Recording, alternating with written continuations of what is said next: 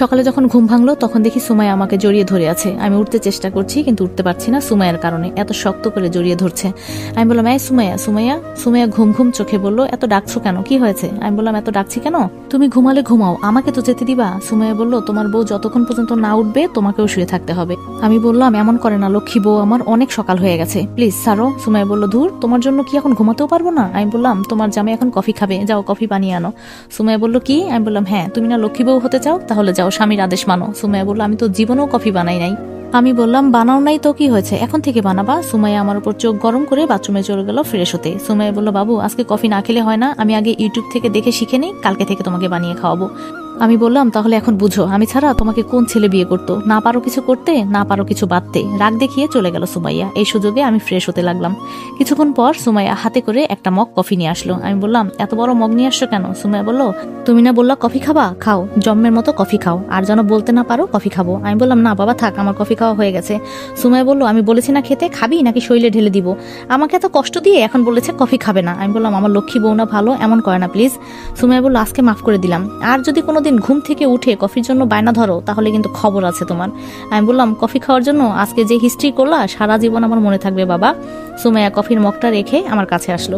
সুমাইয়া বলল, রাগ করছো বেবি? আমি বললাম, আরে না, আমি আবার রাগ করবো কেন? সুমাইয়া বলল, রাগ করো না, আমি আগে আম্মুর থেকে কফি বানানোটা শিখি, পরে তোমাকে আর একদিনও বলতে হবে না, প্রতিদিন সকালে ঘুম থেকে উঠেই তুমি তোমার কফি পেয়ে যাবা। আমি বললাম, হ্যাঁ, আজকে আমি একটু অফিসে যাব, আবার কিছুক্ষণ পর ফিরে আসবো, তুমি রেডি থেকো, তোমাকে নিয়ে মার্কেটে যাব। সুমাইয়া বলল, মার্কেটে কেন গো? আমি বললাম, দরকার আছে গো। সুমাইয়া বলল, ওকে বাবু। আমি রেডি হয়ে চলে গেলাম অফিসে। অফিস থেকে আসতে আসতে প্রায় বিকাল হয়ে গেল, অনেকদিন যাইনি তো, কাজের চাপটা একটু বেশি ছিল। কলিং বেল বাজতেই সুমাইয়া দরজা খুলে দিল। সুমাইয়া রেগে বলল, এতক্ষণে তোমার আসার সময় হলো না? সেই কখন থেকে অপেক্ষা করছি তোমার জন্য। আমি বললাম, মাশাআল্লাহ, আজকে তোমাকে অনেক সুন্দর লাগছে। সুমাইয়া লজ্জা পেয়ে গেল। আমি বললাম, কি, আমি কি মিথ্যা বলতে পারি? সুমাইয়া আমাকে জড়িয়ে ধরলো। আমি বললাম, এই তো আমার লক্ষ্মী বউ, সত্যি আমি ভাগ্যবান তোমার মতো বউ পেয়ে। সুমাইয়া বলল, আচ্ছা যাও, তুমি এখন ফ্রেশ হয়ে আসো, আমি অপেক্ষা করছি। আমি বললাম, এই যাবো আর আসবো, তুমি একটা মিনিট দাঁড়াও, আমি 20 মিনিটে আসছি। সুমাইয়া বলল, 5 মিনিটের যদি 1 মিনিটও দেরি হয় তাহলে কিন্তু আমি তোমার সাথে যাবো না, মনে রেখো। আমি সুমাইয়ার কথা শুনে তাড়াতাড়ি ওয়াশরুমে গেলাম, ফ্রেশ হয়ে আসলাম। আমি বললাম, হ্যাঁ চলো বাবু, আমি রেডি। সুমাইয়াকে নিয়ে বের হলাম, একটা রিক্সা নিয়ে রওনা দিলাম। সুমাইয়া বলল, জানো রেদওয়ান? আমি বললাম, হ্যাঁ বলেন গো। সুমাইয়া বলল, মাঝে মাঝে প্রিয়জনের পাশে বসে যাওয়ার যে কি আনন্দ, সেটা বলার ভাষা রাখে না।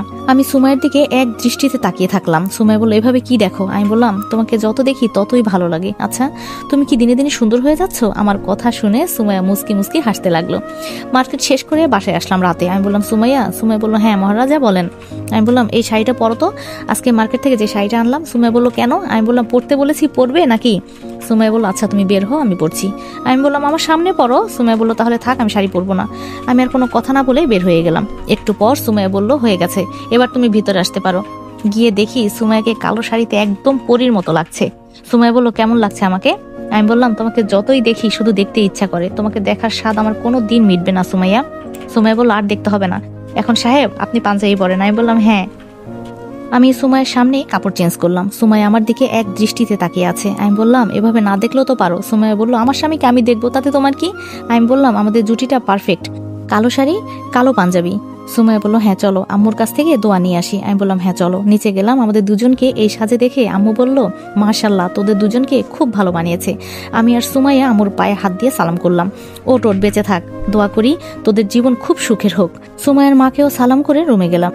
রুমে যেতেই দেখলাম ঝুমঝুম করে বৃষ্টি নামতে শুরু করলো। সুমাইয়া বলল, বাইরে তো মেঘ হচ্ছে, চলো না একটু বৃষ্টিতে ভিজি। আমি বললাম, না, যাওয়া লাগবে না, আজকে আর সময় নষ্ট করবো না, এই মেঘলা দিনে তোমাকে নিয়ে সুখের সাগরে ডুব দেব। বলেই সুমাইয়ার দিকে এগোতে লাগলাম। সুমাইয়া বলল, এই কি করিস শয়তান, আমার দিকে একদম এগোবি না। সুমাইয়া এই বলে বিছানার ওই পাশে চলে গেল। আমি বললাম, সুন্দরী, আজকে কোথায় যাবা? সুমাইয়া বলল, না না শয়তান, তুই আমার কোনো ক্ষতি করতে পারবি না, আমার রেদওয়ান আমাকে বাঁচাবে। আমি বললাম, কই তোর রেদওয়ান, ডাক দে। এই বলে সুমাইয়াকে বুকে জড়িয়ে ধরলাম। সুমাইয়া বলল, ছাড় শয়তান, ছাড় আমাকে। কে কার কথা শোনে, বাকিটা ইতিহাস। সকালে যখন ঘুম ভাঙলো তখন সুমাইয়ার চোখে চোখ পড়তে লজ্জায় সুমাইয়ার মুখ লাল হয়ে গেল। আমি বললাম, কি ব্যাপার সুমাইয়া, তুমি আমাকে এত লজ্জা পাচ্ছ কেন? সুমাইয়া বলল, মাইর চিনো, মাইর খাবা। এই কথা বলে সুমাইয়া ওয়াশরুমে চলে গেল ফ্রেশ হতে। অনেকক্ষণ হয়ে গেল, সুমাইয়ার কোনো খবর নাই। সুমাইয়া বলল, এই শুনছো? আমি বললাম, হ্যাঁ বলো। সুমাইয়া বলল, আমি না টাওয়েল টানতে ভুলে গেছি, তুমি একটু দাও না আমার হাতে টাওয়েলটা। আমি মনে মনে বললাম, এই সুযোগ আর মিস করা যাবে না। আমিও ওয়াশরুমের মধ্যে ঢুকে গেলাম। সুমাইয়াকে একটু আদর করে দুজনে একসাথে ফ্রেশ হয়ে নিচে গেলাম। আম্মু বলল খুব শীঘ্রই আমি একটা নাতি পেয়ে যাব মনে হচ্ছে। সুমাইয়া তো লজ্জায় লাল হয়ে গেল। আমি বললাম যাও আম্মু, কি সব যে বলো তুমি। আম্মু বলল বাবা আমারও তো ইচ্ছে করে নাতির সাথে খেলা করতে, তাই না? আমারও তো বয়স হয়ে যাচ্ছে। আমি বললাম দোয়া করো আম্মু। আম্মু বলল রেদোয়ান বাবা তোর একটা কথা বলতে চাই। আমি বললাম হ্যাঁ আম্মু বলো। আম্মু বলল অনেকদিন হলো গ্রামের বাসায় যাই না, চল না গ্রামটা একটু ঘুরে দেখে আসি। সুমাইয়া বলল আম্মু গ্রামে কি আমাদের নিজেদের বাড়ি আছে? সুমাইয়া বলল হ্যাঁ আছে তো। সুমাইয়া বলল আমার খুব ইচ্ছে করে গ্রামে যাব, চলেন না আম্মু একটু ঘুরে আসি। আমি বললাম আচ্ছা আম্মু এ বিষয়ে পরে চিন্তা করে দেখবো। নাস্তা করে রুমে গিয়ে বসে আছি। সুমাইয়া বলল এই তুমি কি আমাকে নিয়ে যাবা না গ্রামে? ওইটা তো আমাদেরই বাড়ি নাকি? আমি বললাম কিছু সমস্যা আছে। সুমাইয়া বলল কিসের সমস্যা, আমাকে খুলে বলো। আমি বললাম তাহলে শোনো গ্রামের বিষয়ে সবকিছু সুমাইয়াকে খুলে বললাম। সুমাইয়া বলল কি ওই মেম্বারের এত বড় সাহস, আমি ওকে ছাড়বো না। আম্মুকে আর আপুকে এত বড় কথা বলে। তোমার গ্রামের নামটা কি সেটা শুধু বলো। আমি বললাম মোহনগঞ্জ মানুশ্রী। সুমাইয়া ফোনটা বের করে কাকে জানি কল দিয়ে কথা বলল। আমি বললাম কাকে কল করলা? সুমাইয়া বলল বড় স্যারকে। তোমার গ্রামে এখন আর কোনো সমস্যা থাকবে না, আমরা সবাই কালকে গ্রামে যাব। আমি বললাম কোনো সমস্যা হবে না তো সুমাইয়া? সুমাইয়া বলল তুমি আমার উপর বিশ্বাস রাখতে পারো, তুমি আমাকে বিশ্বাস করো না? আমি বললাম হ্যাঁ অবশ্যই করি। সুমাইয়া আমাকে জড়িয়ে ধরলো, বলল আমরা সবাই কালকে গ্রামের বাড়িতে যাব, আমার খুব ভালো লাগছে জানো। আমি বললাম আমার তো ভয় হয় তোমাকে নিয়ে, তুমি কি গ্রামে থাকতে পারবে? সুমাইয়া বলল তুমি আছো না বাবু? আমি বললাম হ্যাঁ। সকালে রেডি হয়ে রুম থেকে বের হলাম। সুমাইয়া বলল আপুকে বলে ভালো হতো না? আমি বললাম হ্যাঁ হতো, তবে ওরও তো সংসার আছে নাকি। ইসি বলল আমাকে বলবি কেন, তোরা একা একা জানা। আমি বললাম আরে ইসি বোন তুই কখন আসলি? ইসি বলল বোনকে তো এখন পর করে দিলি, আমি আর কি তোর আগের বোন আছি? আমি বললাম ধুর, আমি তো ভেবেছিলাম তোকে বললেও তুই যেতে পারবি না, তাই বলিনি, কিন্তু তুই জানিস কি করে আমরা যে গ্রামে যাব? ইসি বলল আম্মু বলেছে। আমি বললাম ও আচ্ছা তাহলে চল। আমি সুমাইয়া ইসি আম্মু আর সুমাইয়ার আম্মু সবাই মিলে বাসা থেকে বের হলাম। আমি বললাম আমাদের গাড়ি নেব না, বাসে করে যাব। সুমাইয়া বলল এই কি বলো তুমি, আমি তো জীবনও বাসে উঠি নাই, তাছাড়া আমাদের তো নিজস্ব গাড়ি আছে। আমি বললাম তো কি হয়েছে? আমরা গ্রামে ঘুরতে যাচ্ছি, কোনো বড় লোকই দেখাতে নয়। আম্মু বলল বাবা রেদোয়ান থাক গাড়ি দিয়েই যাই, নইলে ওনাদের অসুবিধা হবে। সুমাইয়া বলল না থাক আমরা বাসে করে যাব, চলো সবাই। আমি আর কোনো কথা বললাম না, বাসের টিকিট কেটে উঠে পড়লাম। সুমাইয়া আমার পাশে জানলার কাছে বসলো। আমি বললাম ভালো লাগছে নাকি খারাপ লাগছে? সুমাইয়া বলল না অনেকটা ভালো ফিল করছি। আমি বললাম হ্যাঁ। সুমাইয়া বলল একটা গান শোনাও না গো। আমি বললাম তোমার মাথাটা কি খারাপ হয়ে গেছে, এখানে আমি গান বলবো? সুমাইয়া বলল হ্যাঁ বলবে, আমি শুনবো আজকে তোমার গান। আমি বললাম কুত্তার মতো কণ্ঠ আমার, গান শুনলে মানুষ পালিয়ে যাবে। সুমাইয়া বলল বাহানা দিলে তো হবে না, গান আজকে তোমাকে গাইতেই হবে। আমি বললাম দেখো বাবু এটা পাবলিক প্লেস, এখানে গান বললে মানুষ পাগল বলবে। সুমাইয়া বলল তাহলে তুমি বলবে না? আমি সুমাইয়ার মাথাটা আমার কাঁধে রেখে দিয়ে বললাম এখন চুপটি করে ঘুমিয়ে থাকো। সুমাইয়া বলল আমার তো তোমার সাথে কথা বলতেই ভালো লাগছে। আমি বললাম জীবনে বাসে জার্নি করো নাই, তাই ঘুমিয়ে পড়ো, নইলে পরে সমস্যা হবে। সুমাইয়ার ফোনটা বাজতে লাগলো, ও ফোনটা রিসিভ করে কার সাথে জানি কথা বললো। আমি বললাম কে কল করেছো গো? সুমাইয়া বলল ওই মেম্বারকে থানায় ধরে নিয়ে গেছে, ওর নামে ধর্ষণের অভিযোগ আছে। আর আমি বলার পরে তো কোনো কথাই নাই। আমি বললাম ভালো একটা কাজ করছো, তবে আমার বাবার টাকাগুলো তো ওনাকে দেয়া উচিত। সুমাইয়া বলল আরে গাধা, তোমার বাবা মেম্বারের কাছে টাকা পায়, মেম্বার না। আমি বললাম কি বলো তুমি, কিভাবে জানো? সুমাইয়া বলল বলেছি না আমি সবকিছু জানি, আর মেম্বারের পেছনে পুলিশের ডান্ডার বাড়ি পড়তেই সব বলে দিয়েছে। আমি বললাম যাক বাবা চিন্তা মুক্ত হলাম। সুমাইয়া বলল আমি থাকতে তোমাকে আর কোনো চিন্তা করতে হবে না। আমি বললাম এরকম একটা বউ আছে দেখেই তো আজকে আমাকে কিচ্ছু করতে হচ্ছে না। সুমাইয়া বলল এখন একটু চুপ করো তো, আমার অনেক ঘুমে ধরেছে। আমি বললাম আগে বলেছি ঘুমিয়ে পড়ো, তুমিই তো বকবক করছো। সুমাইয়া বলল কি আমি বকবক করি, যাও তোমার সাথে আর কথাই বলবো না। আমি বললাম সরি সরি বাবু রাগ করো না। সুমাইয়া বলল যাও তুমি আমার সাথে আর কোনো কথাই বলবে না। সুমাইয়া রাগে কোনো কথা বলছে না। আমি বললাম রাগলে তোমার গাল দুটা পচা টমেটোর মতো হয়ে যায় জানো। সুমাইয়া বলল কি আমার গাল পচা টমেটোর মতো? তাহলে পচা টমেটোর মাঝে তুমি এত চুমু দাও কেন? হ্যাঁ। আমি বললাম ওগো আমার পাগলি বউ এত খেপে যাও কেন? সুমাইয়া আর কোনো কথা বলছে না। আমি বললাম আই লাভ ইউ পাগলি বউ। সুমাইয়া চুপ করে বসে আছে, দিলাম একটা ছোট করে চিমটি। সুমাইয়া বলল উফ এটা কি করলা তুমি? আমি বললাম তাহলে তুমি আমার সাথে কথা বলো না কেন? সুমাইয়া বলল আমার ইচ্ছে তাই আমি বলবো না। আমি বললাম এই দেখো কানে ধরলাম আর হবে না।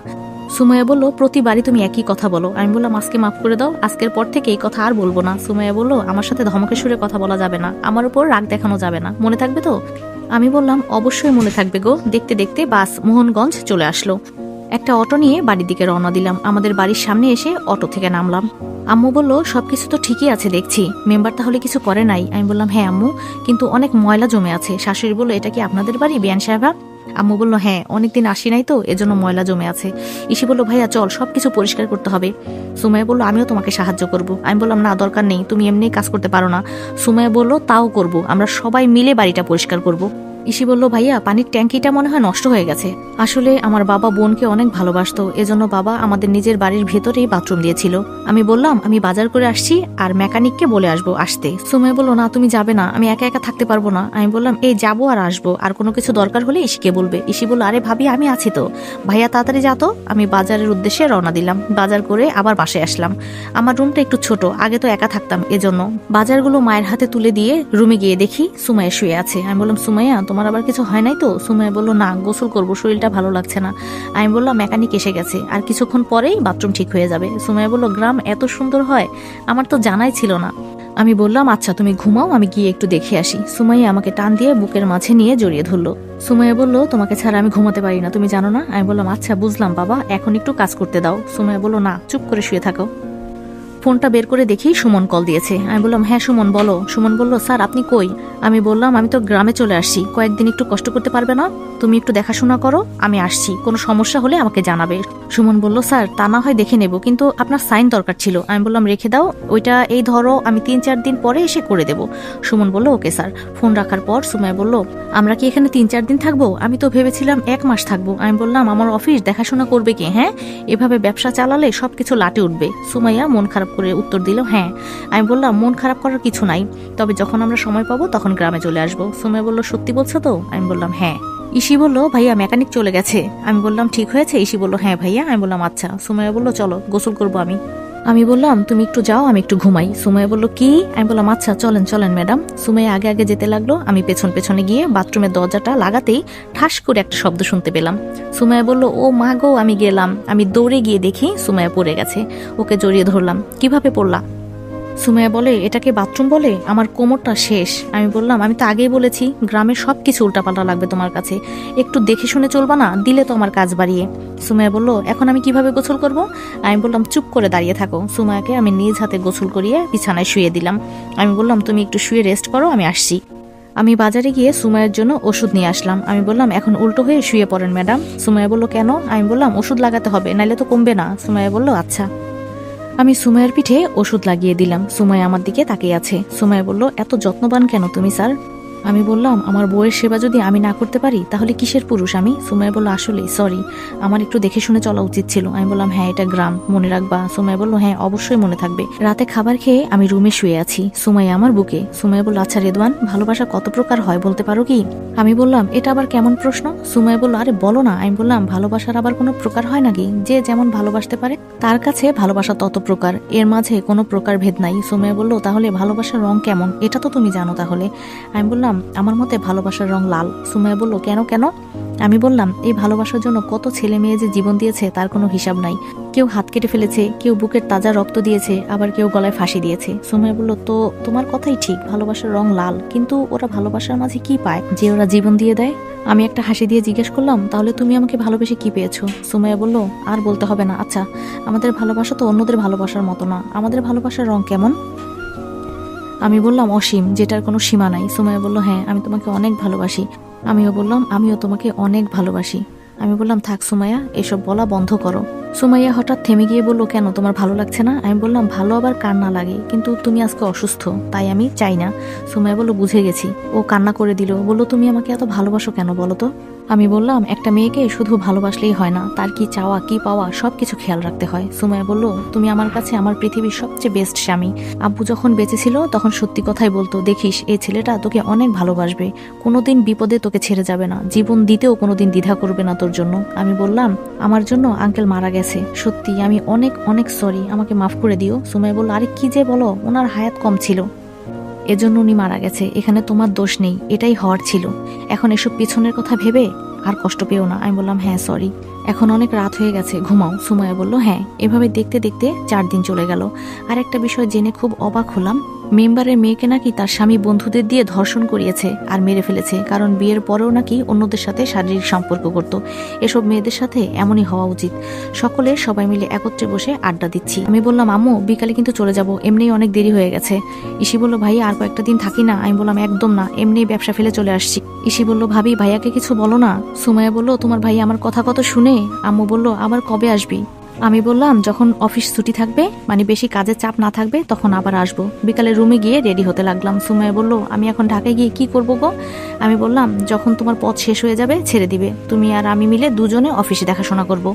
মাঝে যদি 2-1 দিন আমি যেতে না পারি, ওই 2-1 দিন তুমি সামলাবে আর আমার সংসার দেখাশোনা করবে। সুমাইয়া বলল, সংসারটা আবার কোথায়? হ্যাঁ, বাড়িতে বসে বসে কি করব? আমি সুমাইয়াকে জড়িয়ে ধরে বললাম, আমাদের যখন বেবি হবে তখন বুঝতে পারবে, এখন তো শুধু আমি একলা জ্বালাই। সুমাইয়া বলল, এই আমার না খুব ইচ্ছা করছে আমাদের একটা বেবি থাকবে। আমি বললাম, চিন্তা করো না, ইনশাল্লাহ অবশ্যই হবে। রাতেই আমরা শহরে পৌঁছে গেলাম আর এভাবে দুষ্টু মিষ্টি ভালোবাসায় আমাদের সংসার চলতে লাগলো।